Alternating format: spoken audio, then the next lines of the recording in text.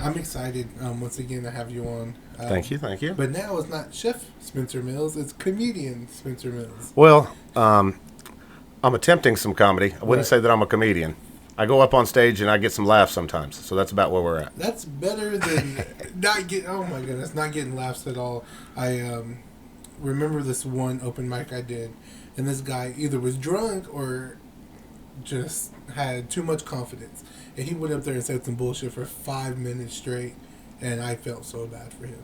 Well, I've seen that at every one of the times that I've went up, and I don't feel bad for them at all because I'll tell you why.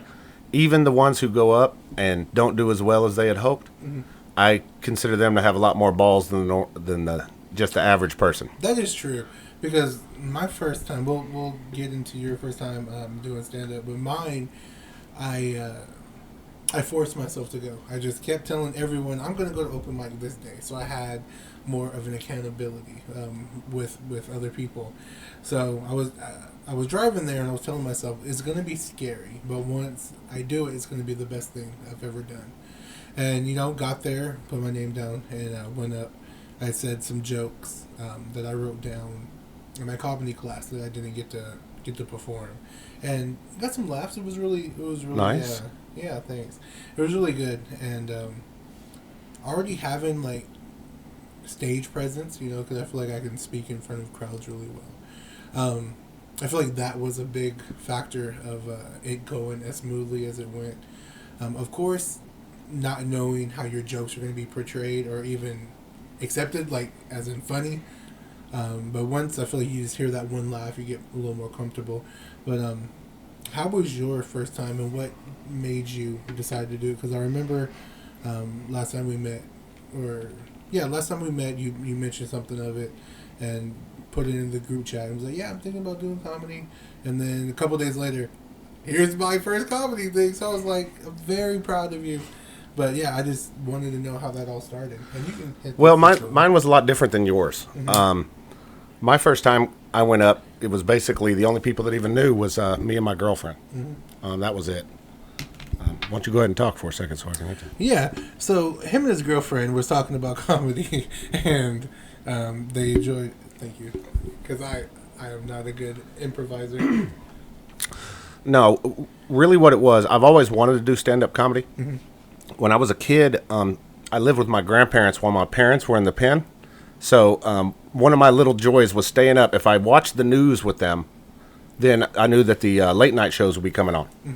And, one of them would have a comedian on almost every night, one of the three major late night shows. Right. And I would just flip. And honestly, this is horrible to say in comedy, but anything that I thought was funny, I would take to school the next day and try out on the kids, just trying to get a laugh. Right. I was a middle kid, so I've always just kind of had that little bit of attention thing that I like. Being the one to either break the tension or being the one to kind of rile everyone up, whatever it may be. That's kind of something that I've always done. So I had made a decision when I was young that I wanted to try it. But I was born in a little small town in Oklahoma, Eufaula. There's no comedy clubs down there. I thought it was all in L.A. or New York. Right. Then life happens, 20s and 30s go by. Career-wise, COVID was been pretty rough on me. So I just had some time, and I just decided, on Facebook, I saw a couple of groups that had like open mics. And I knew one of my classmates, he was actually 1 year ahead of me from high school, but he had done some comedy. And so I looked up his Facebook profile and stuff like this and saw that he was active. So I started just poking around, and I just decided that I was going to do it. And the first time I attempted it, I was so nervous that I pulled up to the Cellar Dweller, actually. And it was in downtown. I had my girlfriend with me, so I was extra nervous. Right. I didn't even get out of the car. Oh damn. Well, I made excuses. Oh, that can't be the right place. It's got to be somewhere else, and this and that. And then that was on a Sunday, and then on Wednesday I went and did it. I went and that drive by myself, because I went by myself this time. That's how you have to do it, man. None of my friends knew. No one knew. But that drive, you want to talk about anxiety. Oof. He was like, if I just crashed, I wouldn't have to go. That's what I'm saying. I had found a couple of things on YouTube that helped me out a lot, though. There was one little small YouTuber that I saw a video, and it was basically on how to write a 5-minute set. And it really laid it out as far as like, okay, in your first 30 seconds, try to make a joke about this, and it would be like insert your career or whatever and this and that. So I read it through a couple of times. I felt like it had some jokes in it, and I went up and I got some laughs. Right. And that's all it took. And after that, I've been up 15, 16 times now. Shit. Yeah, I've been going 3 or 4 or 5 times every week. Just trying to work on it, get up there. But I will say that it's my comedy is changing a lot already. Because I found it was pretty easy to get cheap laughs. Which I like. Right. I mean, I like being silly and goofy. Some of my stuff is really just stupid. But it's funny. You know what I mean? Have you posted a set on Facebook yet? I have not. Okay. And a lot of that is I don't have anyone to film me. Oh. And I'm a lot of the times at these open mics, a lot of the times you're just there in front of other comedians. Right. There might be 10 to 14 of us that are there, and there might only be 20 people total in the bar. Right. And you also run into the different crowds. So a set might really kill in one place. Mm-hmm. You go to a different place with a different vibe, it might not. So you probably are going to have to record 4 or 5 sets to get some good stuff without having to add laugh tracks. And I don't want to do all that. Add laugh tracks. Well, I flip through Instagram and I see some of these small people and some of these other stuff, and you listen. And I actually just showed. I was looking at one last night, and it's nobody local, nobody like that. These people still have a lot of followers. But I was showing her how bad they inserted the laugh track where a woman starts cracking up before he even is done with the premise. Because the peak of the laughter from the crowd matched where it should have been, but they forgot to edit down the first part. Oh, my goodness. Yeah, so it was pretty bad. But, yeah, there are some hilarious people in Tulsa, I can tell you that. Oh, yeah, most definitely. Like, I've been saying this for the past couple podcasts, but I truly believe this. I feel like once you insert yourself with a group of people that want to be better and want to achieve better, you start to see the talent that's actually in Tulsa or in Oklahoma, and meeting these people who are legit funny. Like, I went to an open mic and this old black guy went up there and cracked me up. Like, just the experience and the comfortability that a lot of people have that you will never see on main stage, but it's there. Like, you can always learn from them. You can always witness greatness sometimes that you're blessed to see. Yeah, there are people that are performing up here at some of these open mics that even some of the ones who an outsider might think is, oh wow, he kind of bombed up there. Mm-hmm. Well, there might be 1 or 2 jokes that are so well written in there that people don't catch. And then I'm sitting there and go, you might think he bombed, but he's one of the best writers. Like, it's right. Like some of that is so good. And then you have other people who are such good performers, and they just have the stage presence, the confidence. Mm-hmm. They can deal with the crowd in ways that's just, it takes years to be able to do that. So every night that I've went, I've been blown away and had a great time. Mm-hmm. At the same time, every time I've went, there's been a couple of people that make it a lot easier if your jokes don't get laughs. Yeah. Because they go up and they might not get laughs for the whole 5 minutes. Oh, my goodness. So it's not like it's 15 killers every night. There was the other night. Really? Oh, my goodness. I thought I had a decent set, and I was probably 9th or 10th funniest of the night. Shit. Yeah. I mean, there are some people that... one of the things that I like to here recently is I'm trying a lot of new stuff. Mm-hmm. And like I said, I kind of figured out a way to make fun of myself in a decent way, and it works really well if I'm at a new place, because I kind of do give off a vibe of, just like kind of a redneck hillbilly kind of thing. Yeah. Have you been told that? No, but it's preemptive. Like, a lot of the times I open up with something about, how I look like an insurrectionist or, something like this. Okay. But that's cheap. That's cheap ways to get laughs. It's been bothering me a little bit here. Like, the last few times I've went up, there's been a couple of little subtle things. And one of the things that I think, some of the things that I like to say the most are the most outrageous and shocking. And so I've been working some of that in. Right. And well, give me an example because I'm trying to differentiate like your original comedy to what it is now. Because like, are you more explicit or are you more like? Well, that's part of it. I mean, I still have plenty of jokes that I can edit out the F words and all that stuff, and it's still funny. Right. But maybe not as funny. Okay. But it's when I first started, the first 4 or 5 times I went up, the only concern I have is I don't want it to be dead air for 5 minutes. Right. So what can I just say to make something laugh? Mm-hmm. Anything, just a joke or something, a stupid observation. Like I said, I tell, how I look like every person knows 3 city workers that look exactly like me. You know what I'm saying? Just like an easy, cheap shot. It's, right. But, like, so the last thing that I just closed with, and this was, this actually made me write a whole new set all day yesterday. Because when I got off, it was vaguely, lightly implied that there might have been some tones in the joke that were a little uncomfortable. Okay. Well, that's my shit. That's what I want to do. I was actually offended that it wasn't more uncomfortable. Right. Because when I said it, half the crowd laughed, and the other half was kind of shocked. Mm. And it's such a stupid joke, and it's funny because you want to hear things in the joke that aren't there. Because of the topic. So this is what I closed on. And it's just a stupid thought that I had one time when I was high, okay? And I said, do you think the term biracial got started at a slave auction? And everybody, like I said, you want to hear something that's in that joke that's not. It's about the phrase biracial, B-U-Y versus B-Y. Mm. Okay? So it's just a stupid play on words jokes. There's no people that's involved. I don't say anything about anything, but it's shocking, and it's more shocking when you look like me. Right. So that's my angle that I'm trying to. It's not really an angle. It's just trying to be myself because you've been on the back porch at the school with me back there and heard me just say some shocking, ridiculous shit, followed by a whole bunch of tags that gets a whole bunch of laughs. Right. But the problem is when I walk up on stage. Oh shit. You know what I'm saying? Because a lot of these places that I go, there's not a lot of people that look like me that are in there. Mm. Some big generic white guy that looks like he could have maybe tried to be a professional fisherman.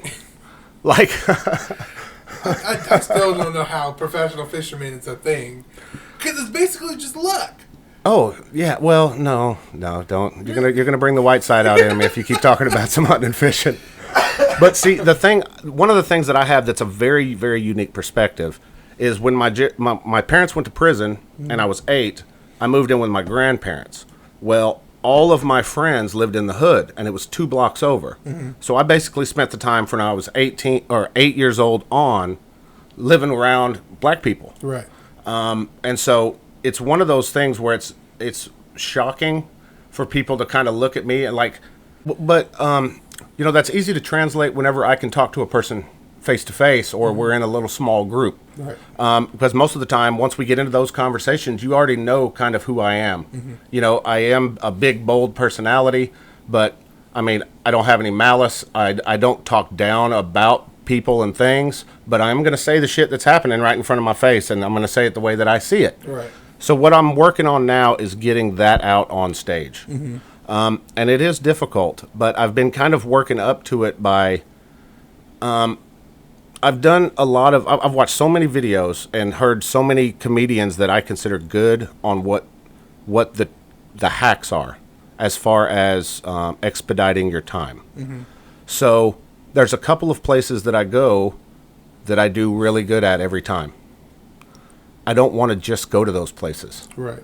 If I super bomb at a place, I will be back at that place next week. Mm. I don't want to get into the routine of like, I'm just going to make my friends laugh at a bar.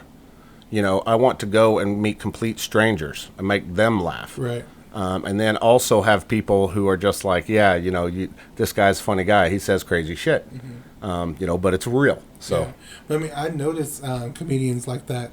You can tell by their demeanor and their personality, their intentions. Like you can tell from just, from me, I can just tell you don't mean no harm by it. Like that was funny, and I feel like when us as a people, like humans, once we start separating comedy from like being offensive, then I feel like we could start understanding each other a lot more. Because some like I heard some racist jokes that are funny as shit, and it's like, why get upset if it's just out of comedy? Like, I may get blasted for this, but I'm the type of person that's like, growing up with white people, of course, hearing them say the N word, but it's like, it's okay to laugh when other people may be rude about it or may be malice, like you were saying, but that joy shouldn't leave you.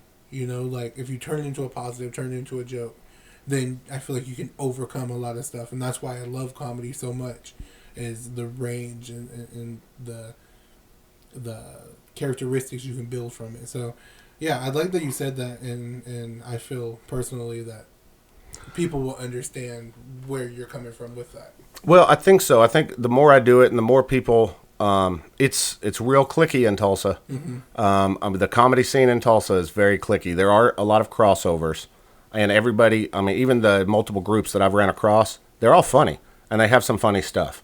But they have kind of their spot that they go to. They might pop in here and there and everything else. So it is a little tough to kind of get them to know me a little bit more on a personal level. But at the same time, I don't give a fuck. Right. Like I'm going to be nice to them. Everyone's been really nice to me. Been really great. I mean, some of the encouragement. Now there's been some shade.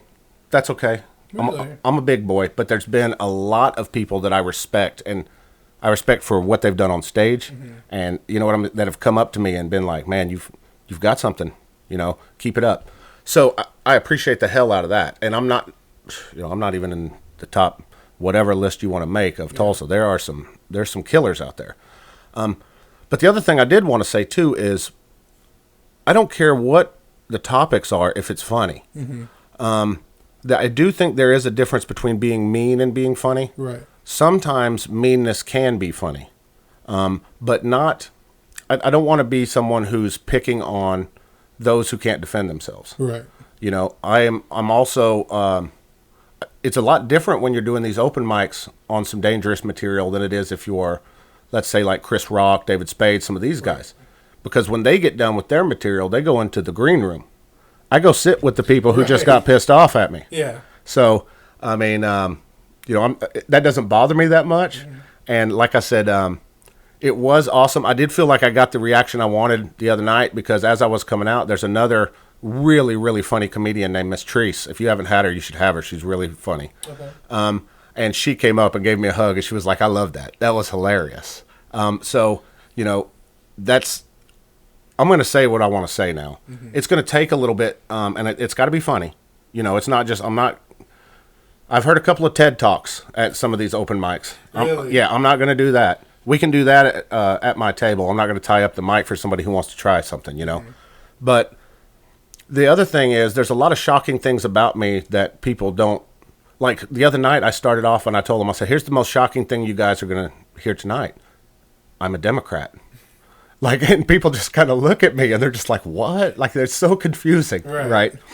And that's kind of what I want my style to be, which is kind of the way that I have always been funny, I think. Mm-hmm. Silly, making stupid observations, about you, about me, about whoever, But the other problem that I run into is I made a mistake the other night. It's a personal mistake. No one's ever told me this or anything, but I had thought of something, and then when I got up there and said it, I didn't know that person had left. Well, that's some bitch shit. I'm not going to do that. Yeah. So the next time I saw that person, it wasn't anything even bad. It was like a tagline. I was, just said someone's name, and everyone laughed because he was like a local comedian. Mm-hmm. Well, I don't want to get into a spot where, I've got a whole set that I'm going to do tonight, but I'm going to be honest, if there's no black people there, I'm not going to do it. Right. Because I want to perform, and let's see, that'll be the real audience. Mm-hmm. You know what I'm saying?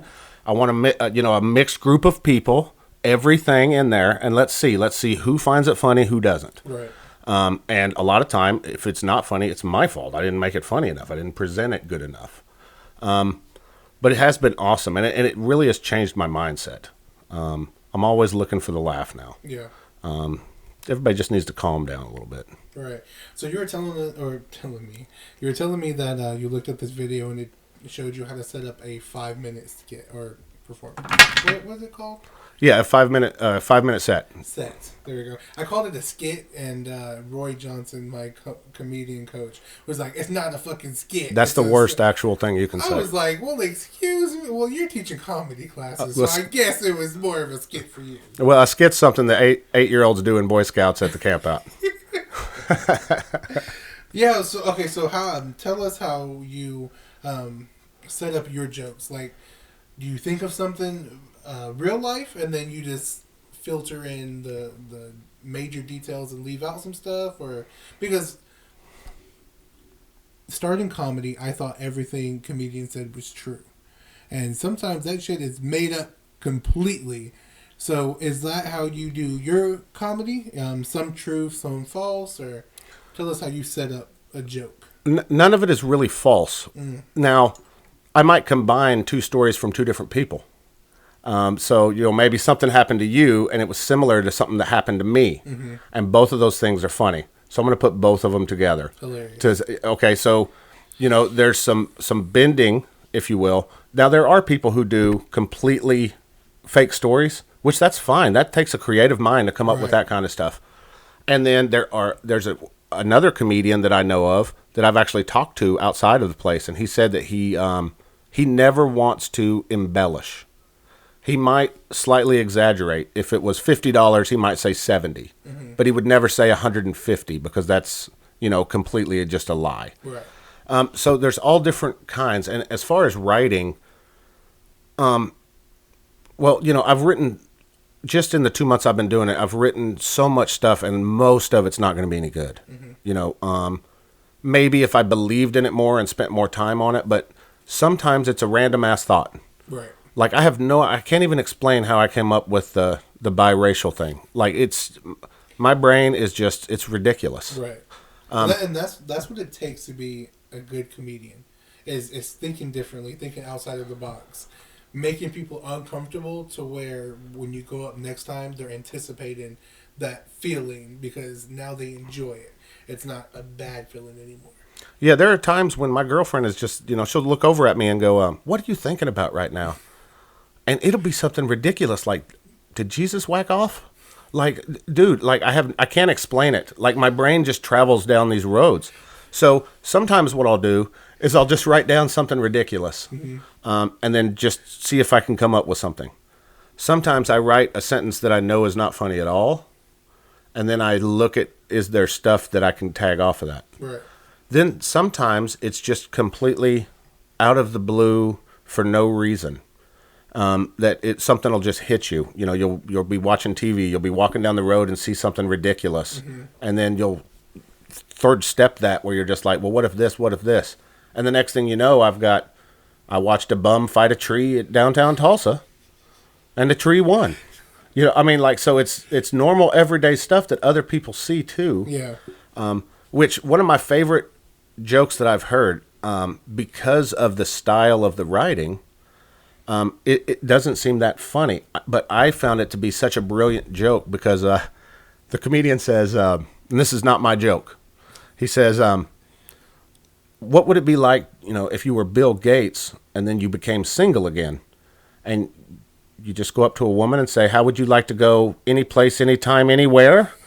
And like for me, it's something that everyone knows, but no one said it like that. It's almost like a Norm Macdonald, like it smacks you in the face. That's hilarious. And it got some laughs, but I have been thinking, I was like, what a brilliant joke. Like, it's because it's something we see every day, but no one said it. And once you say it, you're like, oh my God. Why didn't I say it? Yeah. And that's hilarious. So it's that kind of thing that I enjoy. And that's why I have so much fun at these open mics, is because, like I said, even if the person might not be killing, I'm just sitting there in anticipation because I know there's something in there that I'm just going to think is great. Right. And ballsy and original. So. No, and that's what I noticed doing comedy and podcasting is you start to see the world differently. Like walking down the street and then start putting things together or thinking about this. Like I went to the strip club once and I was the only one in there, and the stripper like sat closer than we are sitting, and I really just interviewed this bitch the whole time because I'm awkward like that. Like I didn't have enough money for a private dance. I don't even know if I'm supposed to be paying you right now. If you're the only one in the strip club, that's a sign.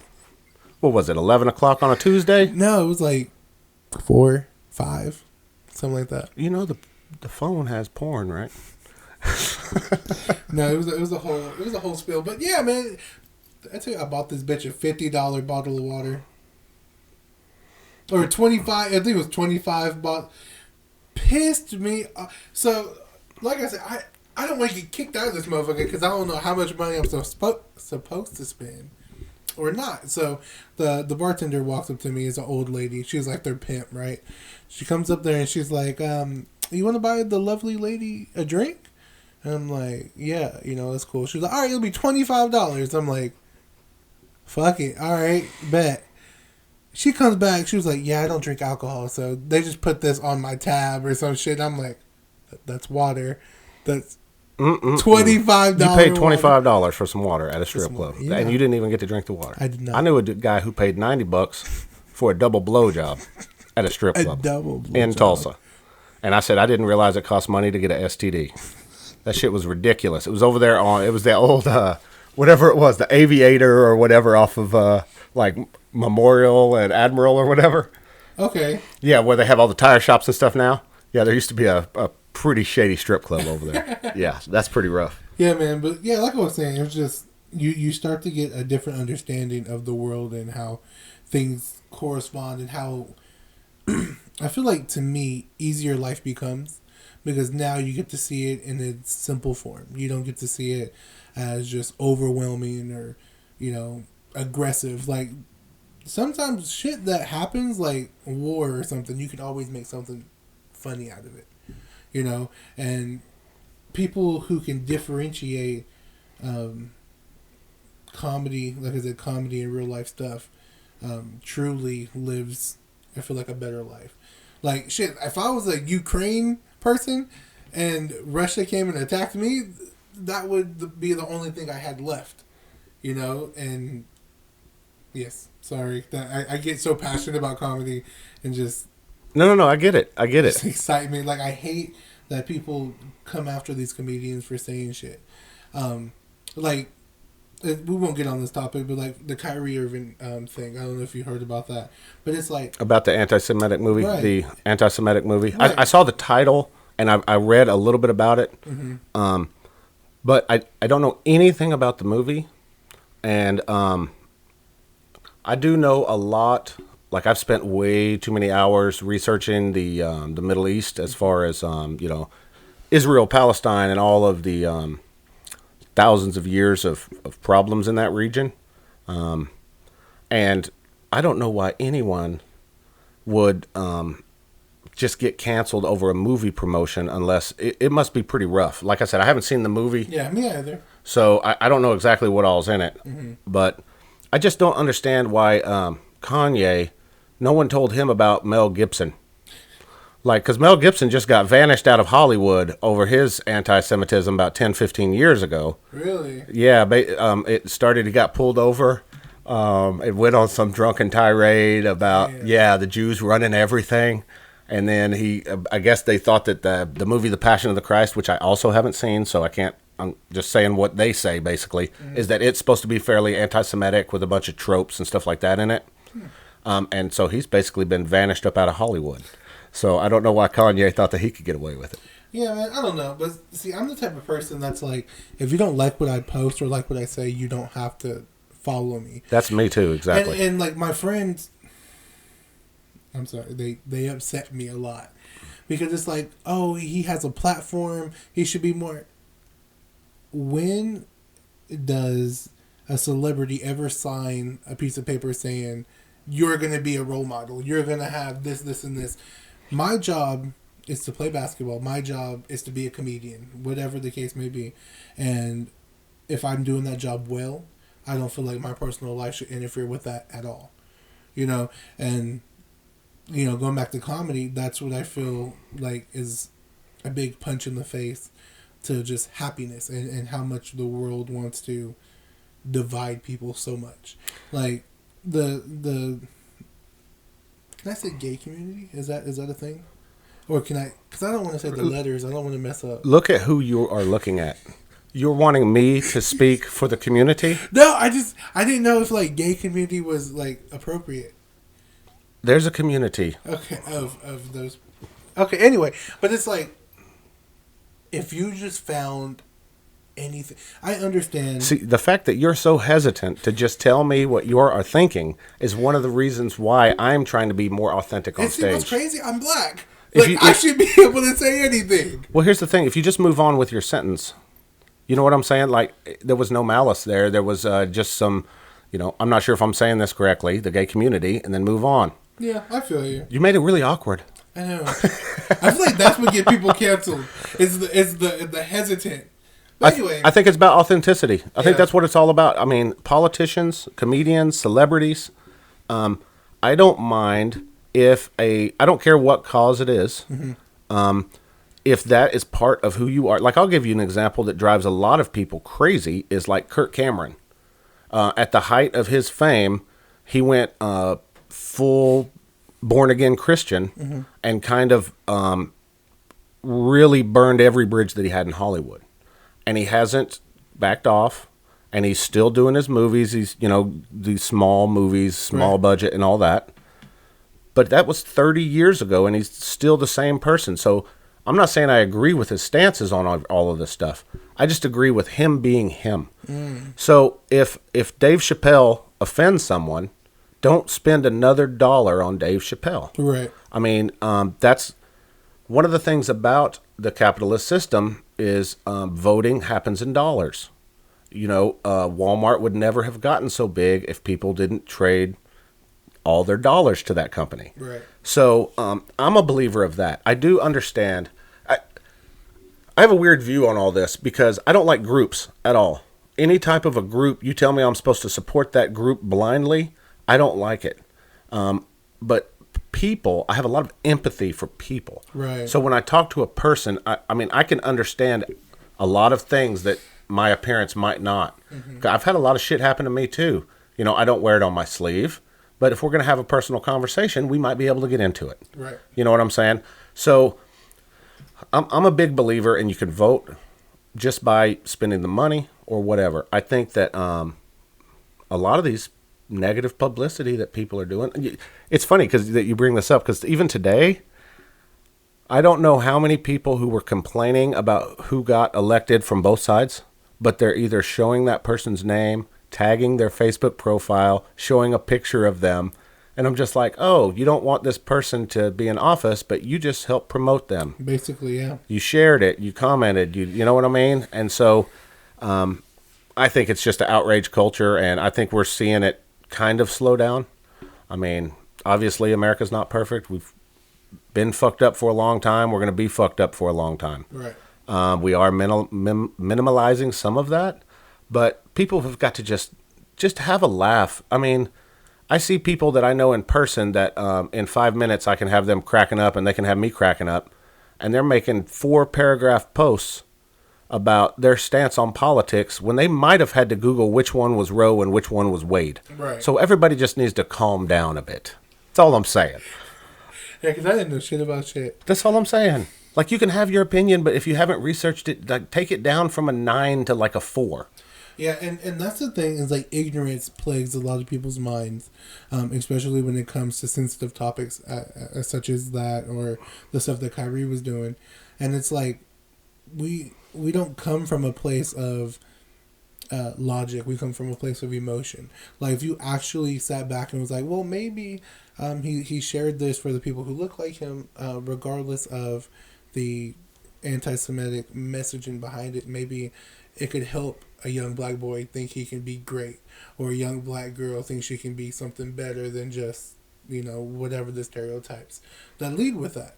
And we don't, and seeing all these Jewish people be like, well, I'm afraid now. Like there's this guy I used to watch on on Facebook. He did like cooking stuff or whatever, and he was like, "Yeah, when I found out about this or whatever, I called my parents to see if they were okay. I'm scared to be Jewish in this country." And I'm like, "Are you serious?" Like I laughed at the video because I'm like, "There's no way. There's no way you feel unsafe." And if you didn't tell me you was Jewish, I would not even. Like, come on, sir. Yeah, it's getting to a point where there's a mentality of almost. I got to be careful with my words here. You almost have a sense of accomplishment once you find your place in a group, whether that's a group of, whether it's based on identity, whether it's based on race, whether it's based on religion, whether it's based on politics. You see that in the comedy world here in Tulsa. Right. I mean, there are places where you should be a little bit more cautious about your jokes, which I don't like. I don't like that. Because in my opinion, if it's, I want to dance around offensiveness. I want to tap dance really close to that wall, make people think about it, and then at the end, you might just sit back and go, I don't even know what he was talking about, but he said some stupid, silly shit. Because that's what comedy is. Like, and people think it's just, the 1, 2, 3 punchline. 1, 2, 3. No, I'm gonna make you think. Maybe I start a joke and then it doesn't finish until my 5 minutes is up. It's like the range you can have with being funny or just relating to people. Like, I didn't understand how much just being present actually means to a lot of people. Like, back when COVID, I was door dashing, and this guy was talking to me. I didn't want to talk to him, but he was like, "Man, I miss hugs. I miss somebody give me a hug." And I was like, I don't want to talk to this guy. But then I got in the car. I'm like, well, what if that conversation saved his life? Like, what if just being that person to listen stopped him from doing something drastic because he didn't have somebody to be there. And I feel like that's what comedy is. Maybe there's somebody in there that's on their last leg and all they need is somebody to relate to them or to make them laugh, to make them feel important. And when you take that away because of your own selfish desire, like, we understand if you're going to be gay, you're going to be gay. We understand people get killed because they're gay. Well, people get killed because they're white. People get killed because they're black. But if somebody feels comfortable with trying to make light of a crazy situation, I feel like they should have all the right to do so. Because why live in a world of fear and sadness where you can turn it around and use it as a positive? Therefore, when it happens again, now you know how to handle it and you're not ruled by emotion. You're ruled by actual logic and, living your life a certain way. So that's my spiel. Yeah. I've been meaning to ask you how your podcast went from comedy-based to a series on depression. I want to ask you, are you okay? No, I am fine. Is everything okay? I am perfectly fine. I can give you a hug. If you're the guy who wants a hug, I can give you a hug. No, okay, so as you can see, I smoke now. But yeah. After I started smoking, and then I made a conscious. So I have a lisp. So every time I say like S words or something, it just sounds weird in the headphones. So I feel like I'm a dork just sitting here. Anyway, yeah, when I started to take being a new man differently, I stopped being depressed. I haven't been depressed in years for the simple fact that, of course, weed calms me down. But having that total control over yourself where you are the master of your mind and you can tell yourself, well, let's not stress over this, or let's not think too hard into this because A, is it going to fix anything? B, can we fix it? And C, is it even relevant to what's going on? So I used to have depression about my grandmother dying or people close to me dying. And yeah, they used to make me sad all the time. But now, I can smoke a blunt and think about it. It's like, well, let me enjoy the time that they have now. When that happens, I should love them enough and have been around them enough to actually celebrate what they've given to me. Back then, I couldn't separate myself from doing that. So, no, I'm not depressed. I just wanted to. And Akila, of course, she deals with her own demons to this day. And just hearing people who are plagued by that really breaks my heart because it's a real disease, and what people don't understand is it's beatable, and not everyone knows that. Everyone feels like they're just plagued by it. Like, oh yeah, I'm just a depressed person. Or, my depression's acting up. Like it's a fucking headache. Like once you see.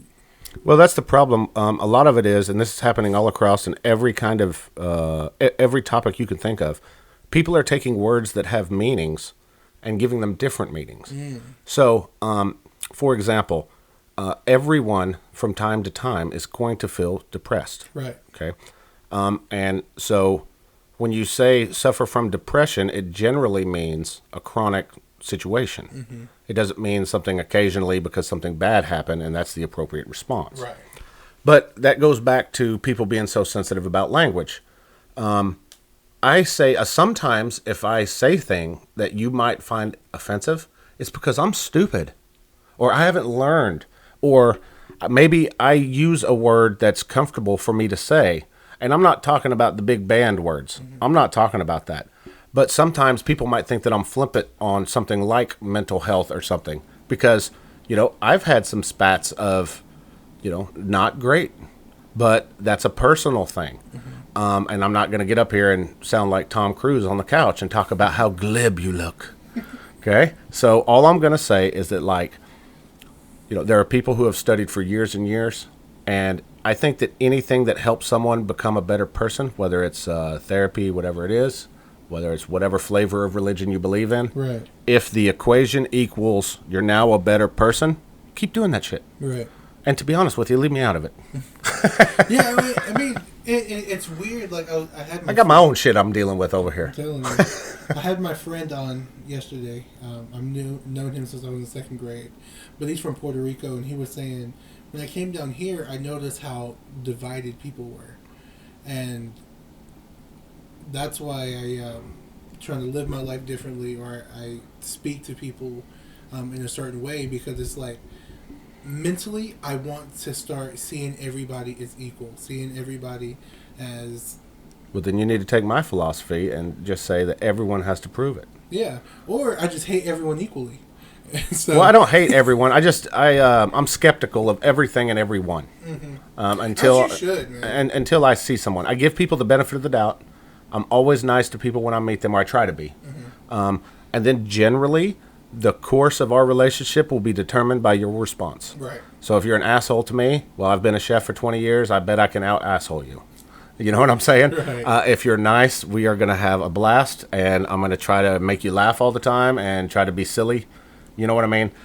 But once again, at no point in making friends growing up and hanging out with people and bonding with people have I ever asked what their political opinion on this fucking situation is. If that's your jumping off point, you have a problem. Yeah, I always found that weird. Like, I can't be friends with them because they're a Democrat or they're a Republican. I'm like, that is so odd. Well, I used to say, whenever I don't think I can pronounce her name correctly, so I'll just say AOC. Okay. Miss Cortez. I can't pronounce that. I don't know who that is, so that's fine. Yeah, she's very, very left-leaning progressive out of New York. Mm-hmm. When she got elected, a lot of my hillbilly buddies were all up in arms, and I said, we need people on the edge or else we will all fall off. Right. We need these people to bring new ideas and ideas from an area that we haven't seen. It's one of the reasons why I go to new places all the time, too, because I'm seeing new performers. I'm seeing a new way to do things. I'm seeing a new take on the same subject. One time I panicked one night and kind of bombed my set. I've bombed plenty of times, but I kind of bombed my set because the comedian who was leaving, his last little line was my second joke. But it wasn't identical. It had a key word in it that was the same. And in my mind, I just got a little panicked. But it had nothing to do with anything. If I would have been listening instead of just getting ready and hyped up, I would have went, oh, yeah, it's not going to affect yours at all. Right. And I feel like that's what happens in social media is we see a word or two that we don't like. We see an opinion that we don't like. It's one of the reasons why I was off of social media for a year and a half. Mm-hmm. I know people that I would If they were broke down on the road, I'd drive 2 hours to go down there and help them. But then I'm going to get mad at them because they didn't like a certain person who voted on a certain thing. That's so stupid and so superficial. I mean, if that's what you're all about, I applaud it. But that's not what I'm about. I'm about living life, smelling the roses, having a good time while we're here, because it ain't going to be much longer. Right. You know what I mean?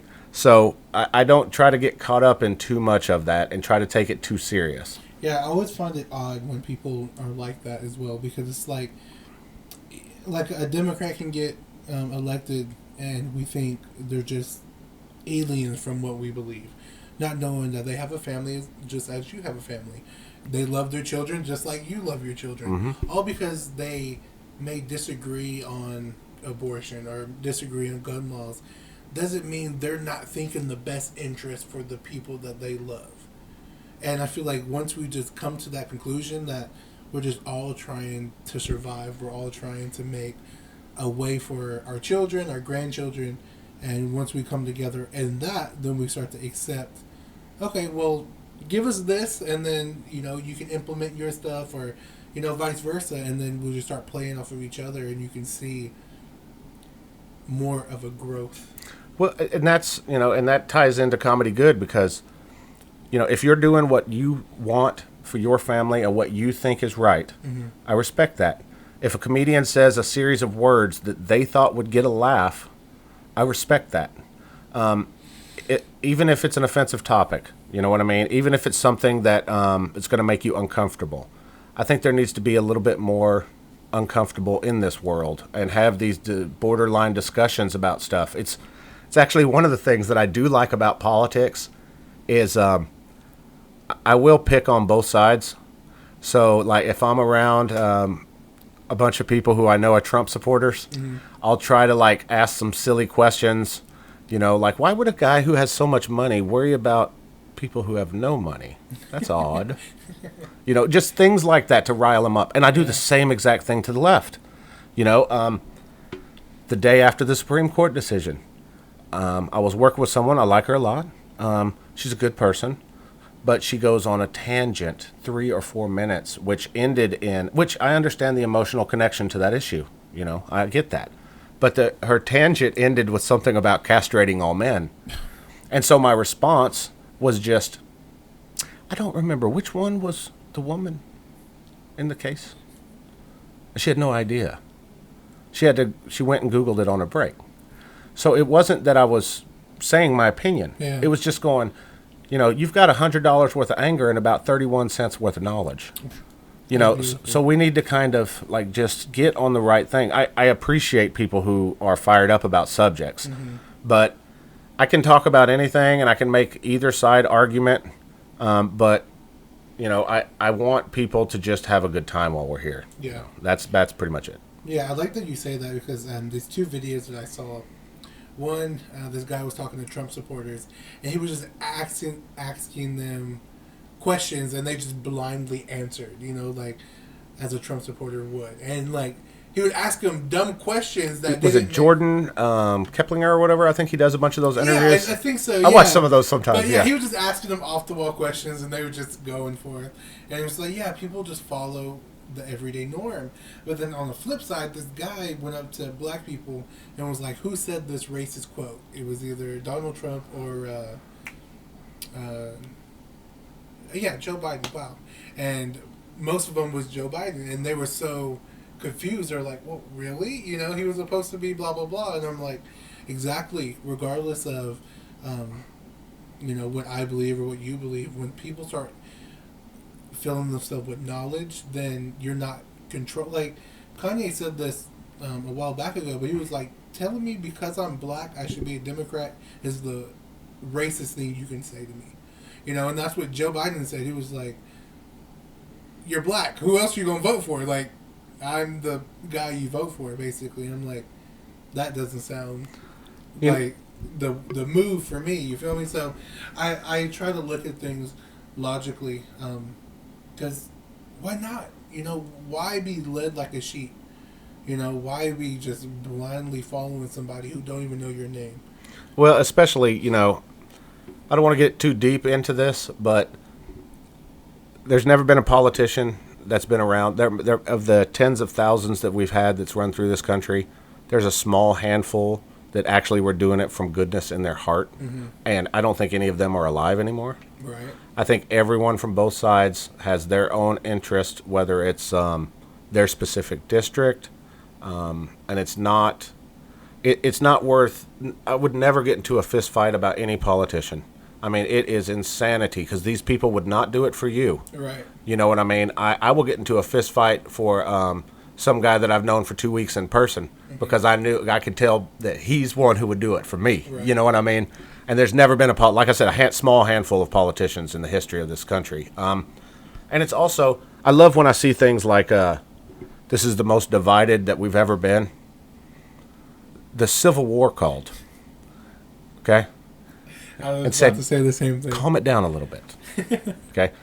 Just in the last 100 years, in the 1950s, you should look at McCarthyism. I've never heard of that. If you were even somewhat affiliated or could have a link to communism, you were basically jailed. Damn. Yeah, it was like the Salem witch trials, only the modern version. That's like, if you know a guy who knows a guy who knows a guy, Yeah. you're going to jail. But see, I also like a good conspiracy theory. Oh, dude. So, but I do. So I've made a deal with myself.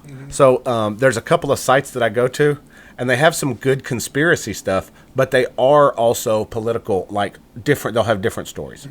So if I go to one and it's right leaning, the deal is I have to go to the farthest left site and look through some articles too. Yeah. Just to balance it back out. Right. You know what I mean? But you know, so it's one of the reasons why the if most people just knew a little bit more about our own country, the good, the bad, and the indifferent, everyone would calm down a bit. You know, during all the COVID and everyone's opinions was getting so crazy on the vaccines, or are you vaccinated, are you not, are you this, why would you ever doubt it? Well, I don't know if you know anything about the Tuskegee experiments, but, I mean, the government basically didn't know what syphilis was, and so they just decided, let's just shoot up a bunch of black dudes with syphilis Yep. and see what happens. And everybody's like, oh my God, when did that happen? So, well, it started in the 30s and it ended in 1972. They claim at least 400, That's crazy. but let's be honest, it's going to be at least 10 times that amount. Right. My mom was born in 79. So Yeah. Not that long ago. Yeah, at all. yeah. I mean, but there's people alive who were probably in that program, and so to sit here and just think that everything the government's ever done, you know, but at the same time, you can't question everything. Also, I mean, you know, I got my kids vaccinated with the thing. You know, I've read 700 articles. I read everything that I could come up with. You know what I mean? But so you just got to realize that clicks are money now. So we can take the same story, 4 or 5 different people write the headline, it gets a different amount of money. Whoever's getting the most money is the person who's going to get the most work. Yeah. It's essentially how Howard Stern became as popular as he was. People wanted to hear something shocking in the 80s and the early 90s. Nobody was doing it. So he started doing it. And as much as people hated him, his ratings were off the chart. Everyone wanted to hear the crazy person. Okay, say the crazy thing. Right. And so that's what's happening with all these stories. You know, if you get super fired up, if it affects you personally, I understand your direct connection. Right.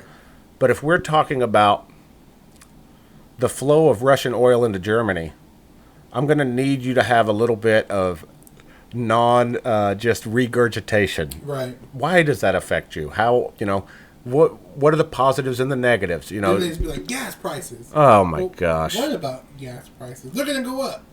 Why? I don't know. They just are. Yeah, everything is just so complicated, but at the same time, I'm not in public office. You know, I don't want to be in public office. So I'm not going to look at all the details that I need to know. And for us to think that there's not stuff that's said that the public doesn't know is just naive. Yeah. So, you know, whenever things are happening on this world scale, we're just getting fed what they want to feed us, man. That's it. Yeah. No, I mean, again, that's tying everything back together. And that's why I feel like comedy should be the escape. Oh, for sure. And once you take that away, then we really have nothing to fall back on. Yeah. You know, we're just going to be these robots. And it is one of the reasons why I do get a little apprehensive when I hear a premise that seems like it's going to a certain way. It better be funny, because I would, for me, and I'm no judge. I'm just a person. So comedy's subjective. It's like you might like barbecue sauce on a cheeseburger, and I can't stand that shit. Okay, yeah, it's the same thing. So, but if I hear something political or something too racial, it better have a good payoff. Yeah. And if it does, I'll let it. I don't care. Like I don't care who. If you're making fun of Biden, if you're making fun of Trump, if the payoff is good. If it's just up there railing about this guy sucks, come on, man. Like, now basically you're just using time that is supposed to make people laugh. Now you're just making people more divided. Because now somebody else has a joke, and let's just say 2 Democrats had a joke about 2 Republicans. Now the people who are Republicans, like, oh, now they're just talking about us personally instead of being funny or being, witty with how they say things or how they tie everything back together. So, yeah, I agree with that. Once people just understand everything. Yeah, everyone is so much more similar than we have differences. Right. You know, if you want to, you can go down the list, but, saying certain things like, oh, I grew up in this area and you grew up in a different area, and so it was a little bit different. It's basically like saying I had a pair of blue shoes and you had a pair of red shoes. Mm-hmm. Did you still walk, motherfucker? Because I did too, okay? Right. Did you still get fucked with in school? Because I did too, okay? A lot of people will think, oh, that's a big masculine, toxic masculinity guy, blah, blah, blah, blah, blah. Do you know one of the funnest things that drunk people do at the bar? They like to punch the biggest guy in the fucking bar. You know how many times I've been sucker punched in my life? Okay? So there's no fucking happiness in anything. All right? So stop with your little high horse about how shitty you had it. Right. We've all had it shitty. That's life. I mean, I heard something last night that was so funny, and it was Louis C.K. talking about death and how he learned to accept it. And he had a great bit about, no, it's their turn to get in the ground. Like, you think it's rough with people we have that are alive from the 50s. What about if we had people alive from the 1100s? You think they're going to be nice to all the races? Like, it was just a whole thing of, like, it is the best it's ever been. Right. You're going to make it what you want it to be. I'm not talking about everyone having the same opportunity and all that. I'm talking about you can have nothing and have a happy life. Mm-hmm. I was watching something this morning, and I'm blanking on the name. He passed away a few years ago, famous comedian, and he went off about someone used the word hope to him. And he said, you know how many trillions of cells you have in your body, and you want them to hope? And it was almost like a Yoda moment where he's like, there is no try. You either do it or you don't do it. But it's a positive. You can't hang out in the middle and expect to get the rewards from either side. I agree. You know, you gotta pick a lane, and whether that's happiness with your family, with your friends, coming out to a comedy show, getting up on stage and making a fool of yourself. Yeah. Whatever it is, find your happy and live in it. Because, like I said, there's plenty of miserable fucks running around. Man, that's all they wake up to do is be miserable. Yeah. Like I know some people that are like that. Just nothing throughout the day. I did a bit the other day about I miss the flamboyant gay dudes from the 90s. Because they were always happy, man, and would say the wildest shit, and they didn't care about the situation. I loved hanging out with those dudes, man. It was you're gonna have an adventure. Right. It's gonna be a fun time. There was no complaining. You know what I'm saying? And in the 90s, it was not easy to be almost anything. You know what I'm saying? So for those guys to find the happy, it was just kind of like, hell yeah, man, I'm down for the happy train. Let's go do some crazy shit, and we're gonna tell people about it for years. So, yeah, that's one thing that I do miss. I mean, I know everything wasn't great in the 90s. I lived in too. But at least people could, find some happiness in some things and realize, why would I'm not going to spend any more time researching into the second and third relatives of some politician that's dropping some book that has some kind of detail. Mm-hmm. It's kind of what I said about people were asking me about the January 6th thing and all that shit. And my opinion was just like, everybody that broke the law should be taken care of. I have nothing to do with the legal system. I wasn't there. Mm-hmm. So I'm not going to worry about it. At this point, the government's on top of it. I'm done with the whole thing. Yeah. You know, hopefully they do the right thing and everybody that broke the law, you know, does time or whatever. I'm done with it. That's Like, a lot of people. I'm not going to sit here for 2.5 years after the fact and have not a minute of my life wasted on something that's only going to cause me stress. Yeah. You know, I've got personal stuff, man, that is plenty of stress that I can't avoid. Mm-hmm. So, and I think that sometimes people just get in a place of choosing. I don't know whether it's self-absorption or whether it's some people, no matter what's going on, want chaos. If everything gets too perfect, they gotta fuck it up. They quit their job. They fucking go on a bender. They fuck up their love life. Whatever the case may be. Mm-hmm. Some people live in denial where they never see anything that's going on outside of them. And then some people need attention. And when things are, you know, if you feel like something's happened to you that's the worst thing ever, and you are getting some attention from that, and you haven't been a person that's got a lot of attention, the human mind doesn't go, okay, stop doing that now and don't get the attention. You still want the attention. Right. So even if the thing is super real and everything, just a little bit goes a long way. It's the same thing that happened with, have you seen that crazy dude, Andrew Tate, that kind of blew up and got canceled all in about a month? Andrew Tate. The bald dude? Yeah, the kickboxer dude that was so crazy. I don't know if I like him so much. I just like how outrageous he is. He says the most stupid ideas. Some of his things that he says are absolute idiotic, but I just think that it's so funny that, like, the same people that created him canceled him. I'd never heard of this dude before he starts popping on all these podcasts. He comes on the podcast and says crazy shit so everybody gets ratings, and then he gets fucking canceled. Have you heard, kind of similar, but his name is Charleston White? No, I haven't heard of this dude. When we end this, I'm going to show you some snippets of Charleston White. Well, anyway, he goes online and talks about everyone. Rappers mostly. And, like, let's just say a rapper dies. He was like, I'm glad he died, blah, blah, blah. But the other side of it is he's using the views and the attention to actually sway a message. He's like, you guys, I'm glad these rappers are dead because all they talk about is killing other black people or killing other people. And it's like, I'm actually trying to make a difference and show these kids that this is not how you actually supposed to live life or blah, blah, blah. But he just says the most outrageous things. Like, he got into a fight. You remember Soulja Boy? Yeah. He got into a fight with Soulja Boy at the mall and maced Soulja Boy. And he doesn't have pistols or knives. He has like a big ass lock that he carries with him. He was like, if I throw this lock, this shit gonna hurt. Or he has a mace and then he put a red light, like you put on a gun, on the mace. Hilarious. I've seen a dude get hit in the head with a lock. Yeah, split his whole face open. Yeah. Yeah, it was in the hallway of 9th grade. It was crazy. It's white tile floor, and I'll never forget how big the pool of blood was. Yeah, just clean clocked. It was bad. No, it was bad. But no, like some of those characters that are doing that kind of stuff are, you know, that there's an old adage that any publicity is good publicity. Right. Which, you know, kind of depends. Not in today's day and age, which I do believe in some of these companies, you know, social media and all of this stuff, you know, with the whole Elon thing that's going on right now with Twitter and certain people getting suspended and certain people not and all of this stuff. Mm-hmm. I do believe there is some autonomy to these private companies. Like, I might not necessarily agree with it, but I don't think the government should be in charge of social media companies. Right.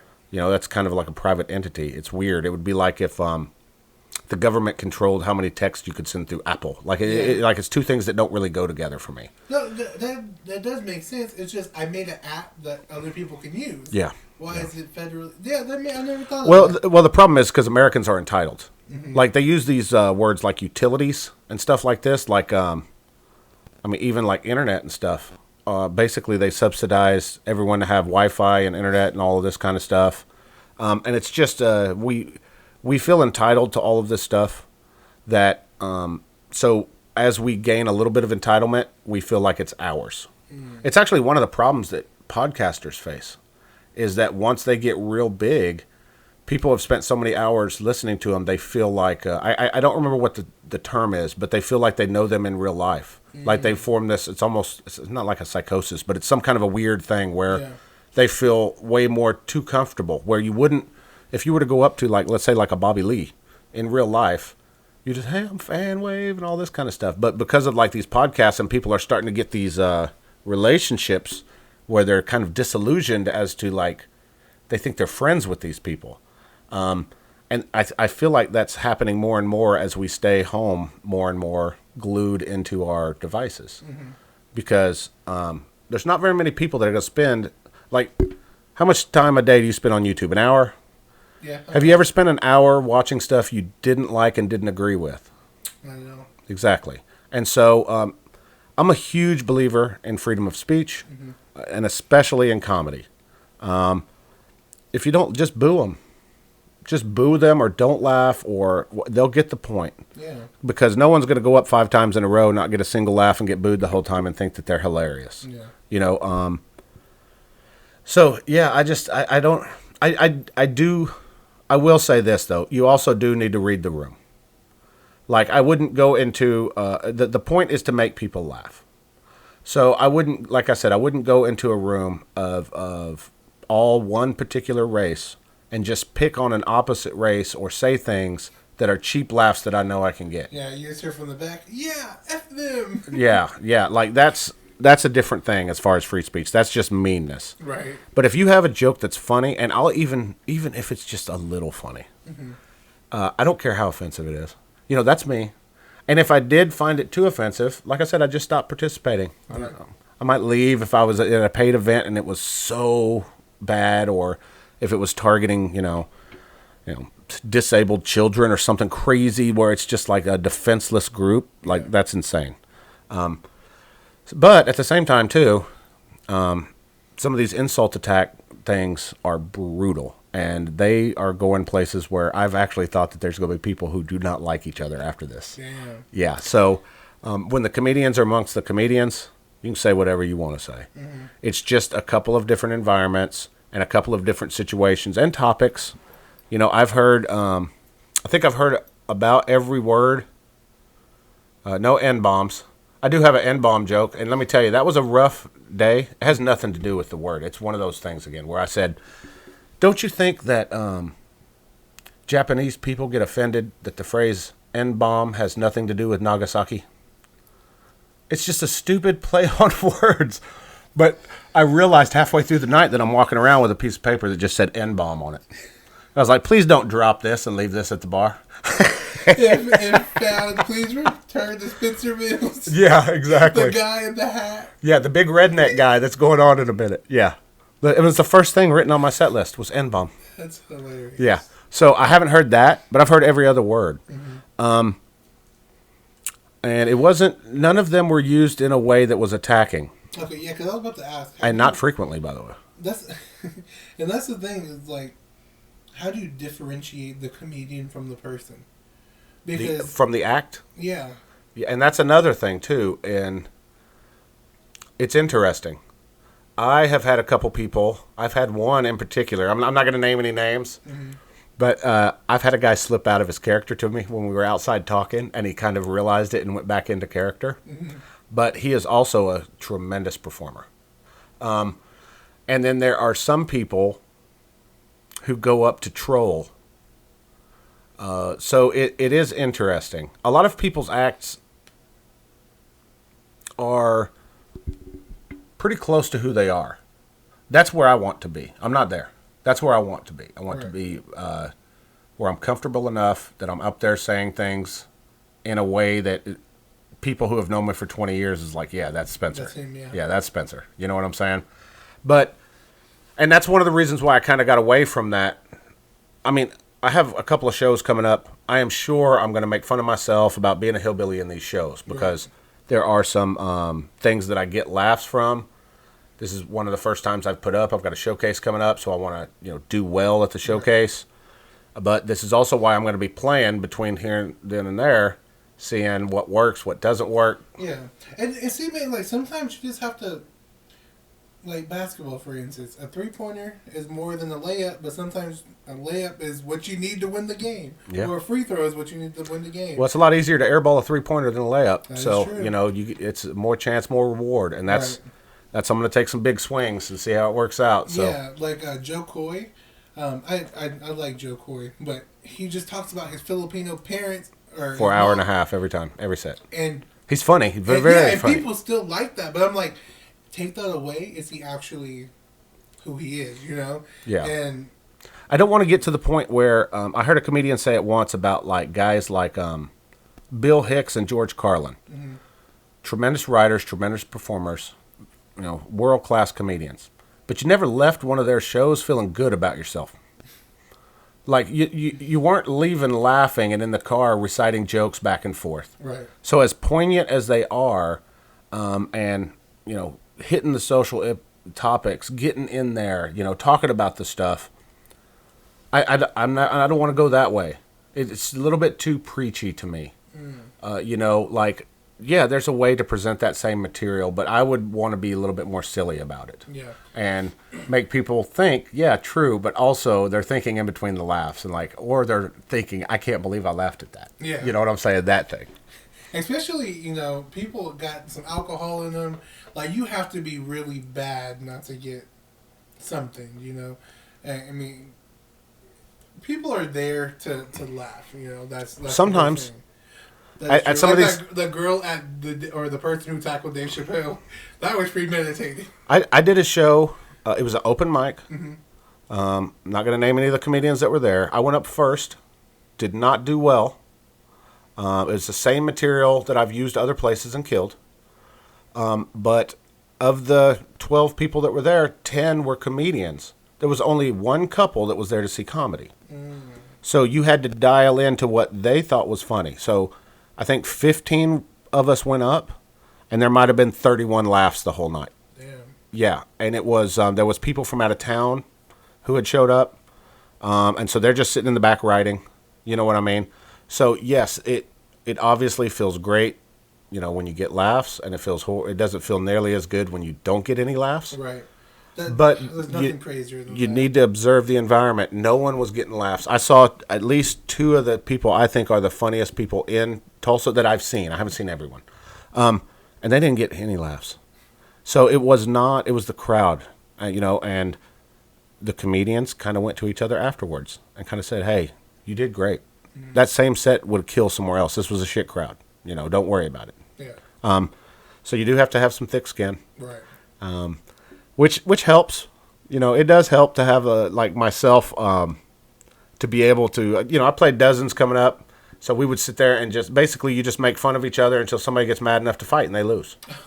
I mean, and that's what we did my whole time. But we do it on every sporting event, going to and from. We're sitting back there just cracking jokes constantly. Right. So, and also, I'm not too concerned or intimidated by someone talking shit about me. Right.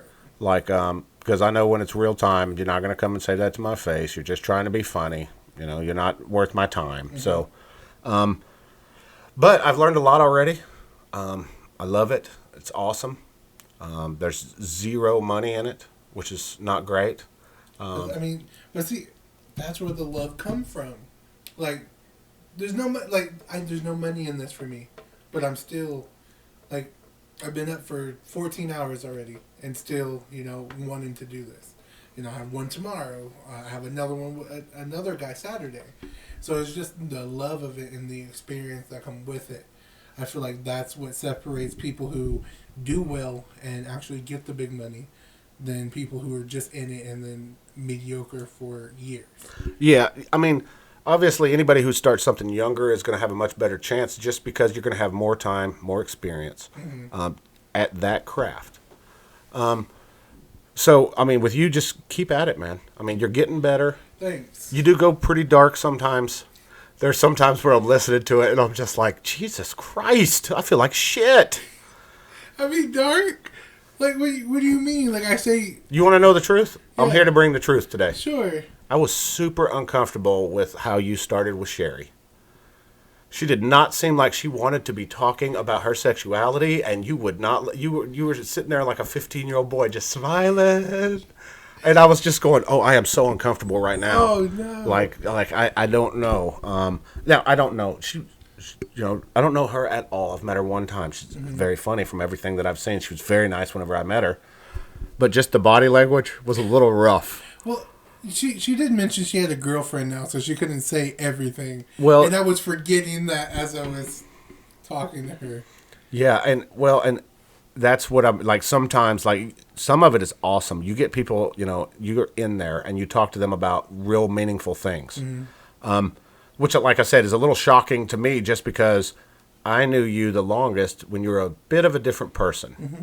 You were not quite as worried about. You were very worried about superficial kind of how everything was presented on the outside. Mm-hmm. And that's actually one of the big struggles that I have, because I was raised by military. When I moved to my grandparents for those 8 years, I was raised to, like, always be super proper. So, like, it's hard for me to become myself on stage, because there are certain things that, like, this is a random thing, but, like, I've never said another girl is hot in front of my girlfriend. We've been together for 15 years. Mm. It's not because I don't think they're hot. It's because just like a little respect thing. Right. And there's, like, people that I've known for 20 years as an adult that don't know that I've smoked weed or that I smoke weed all the time. It's just kind of, that's a private thing, and I wouldn't. So kind of learning how to throw everything out on stage is tough. Yeah. And it's also tough when my girlfriend is kind of who I bounce ideas off of. Mm-hmm. Well, first of all, she doesn't think I'm funny. She's heard me for 15 years. Never do. I know. But, like, if I say something wild and outlandish to her, like, and it's a real life thing that's happened, sometimes it's embarrassing. Like, whenever I'm talking about with her about how many times I've been caught having sex, which is, I've realized lately, is a crazy, like, over 20 times. Yeah. That seems like a lot. That is a lot. Like, that doesn't seem like a normal person amount. So, like, what's worse, getting caught having sex or getting caught masturbating? It has to be the masturbation one, right? I think so. Yeah. And I've never been caught doing that, and I think that if you are, you've wanted to get caught. Yeah. I will tell you this. I'm not making light of all of the social shit that was going on, but I think that's one of the reasons why shit got so crazy during COVID. Dudes weren't able to jack off on a regular schedule. I mean, motherfuckers in the shower, kids are at home, trying to listen to fucking phone porn while they're fucking whacking off in the shower. And the shit was insane. Guys, I'm telling you, that's one of the reasons why everything got so fucking stressful, man. Got kids home all the time, all this crazy shit. We got Zoom meetings going on. It's fucking up my broadband, the whole fucking thing, man. Dude, I was a mess. I didn't have sex for a whole month. Like, actually, like 6 weeks or some shit like that. Oh, I was a different person. I was so mad every day. Oh my goodness. And it wasn't no fault of mine. I just wasn't able to have any intercourse with said person. But anyway. Listen to this shit. This is another reason why I have a lot of animosity towards COVID. Okay? When I was a sophomore in high school, my high school and the two biggest churches in town were burned down by a guy who thought he was Garth Brooks, and he walked around with a coconut to test the virtues of humanity. That used to be a great story. And then, yes, and then every person in the world had no high school for 2 years, and now that story is not nearly as interesting. Right. But, I mean, still, but shit. Oh, it's a crazy story, man. Garth Brooks and a coconut. That's hilarious. Yeah. He also, one of the funniest things that I saw this guy do. Now, I am positive. I wasn't told this at the time. I'm positive that he had some kind of a mental issue. Like, I didn't know diagnosis. I was a kid. I was in high school. Right. But one time we'd known this guy like our whole life because he was the uncle of one of our classmates. Mm-hmm. He came to a football game dressed up in complete NSU garb and tried to convince us he was a scout from NSU. We just were talking to him yesterday. Yesterday we talked to this guy. He was at practice the day before. And now he was acting like he was a completely different person. He was like, sir, we took a picture together. Yeah, and I'm like, NSU's scouting 7th graders? That's crazy. That's crazy. Man, they're starting young. What is going on here? Yeah, but I've had a bunch of wild stuff like that. So I've got to get to a point where I can talk about that kind of stuff on stage and not be embarrassed. I'm usually not embarrassed to say crazy things. Right. But I don't want to hurt people's feelings too, And if you don't know me, I come off like a really big, loud, obnoxious guy sometimes, and I can be a lot. You know what I mean? So I don't want people to think that I'm coming from a place of meanness with some of this stuff that I'm doing. Right. But if it makes you laugh, I'm probably going to say it. Yeah. Like, I don't really give a fuck. Might as well. I'll be sitting in the back having a beer later anyway, so if you want to come talk to me about it. Somebody threw a chicken wing at one of these fucking things. And let me tell you something. If I would have been there, first I'd have ate the fucking chicken wing. And then I would have said, save the rest of the order because I'm coming to your table afterwards and we can discuss this situation. Right. It's like a Kevin Hart thing. Somebody hit him in the lip. I heard about that, yeah. Yeah, he was talking about that. So fuck tomatoes. It's buffalo. Actually, if I'm bombing, throw buffalo wings, blue cheese, and some fries up on and a Diet Dr. Pepper, and we are cool. I intentionally fucked myself the last time I went up. Really? Yeah. Just to get like, okay, why? I was a little too comfortable. I'd had a couple of good sets in a row. And like I said, I haven't been up a ton. I'm not good. Right. I can say a few funny things. I've got to work on my stage presence. I've got to work on a lot of stuff. But I was getting a little too comfortable, and I thought, what's the hardest thing to do? So no material, no jokes. Ooh. Yeah, it's not great. It's not great. I got a couple of laughs. It's probably on accident. I had a couple of things that I thought of right before I went up. But, yeah, I wanted to see the tension, because I figure every time I do it as hard as possible, then it's going to be easier. It's just like, I know I don't look like it, but I played a lot of sports in my life. And I heard from a very, very early age that if you're the best player in your game, you need to find a new game. That you're not going to get better doing that. Because I grew pretty fast, and I would play basketball a lot, and I'd destroy people a lot. 10, 11, 12, 13 years old outside playing, and I'm already close to 6 foot tall, so, and then one of the players from high school that would come and play with us was like, why are you playing with these people? I was like, they're my friends. I was like, but you're not going to get better at basketball. If you're the best player in this game, you need to go find a different game. Right. And that's kind of what I'm going to try to do is I want to try to make it super hard so that eventually it's super easy. I'm super jealous of some of the people that I've seen. They're just so good and so talented and so comfortable with being themselves. Yeah. The only thing, some of them just haven't had a lot of interesting things happen to them. So if I can combine some of that confidence that they have, some of the stuff that's happened to me, maybe eventually I can get on the road, but we'll see. That's several years down the road, I'm sure. Well, buddy, I mean, we're an hour in, probably hour plus from the other video. But is there anything you want to let them know? Like any shows coming? You said you had one coming up in a couple days? Or? Yeah, I'm not going to promote anything. I don't have any dates yet. I will. I mean, you can follow me, Spencer Mills Comedy, on all the socials, basically. Some of them are new, so there's not a lot of posts. Mm-hmm. And then, I just encourage anyone to get out to some of these open mics at some of the bars. Support the comedy scene here in Tulsa. There are some excellent comedians. I mean, male, female, white, black, all ethnicities, all identities.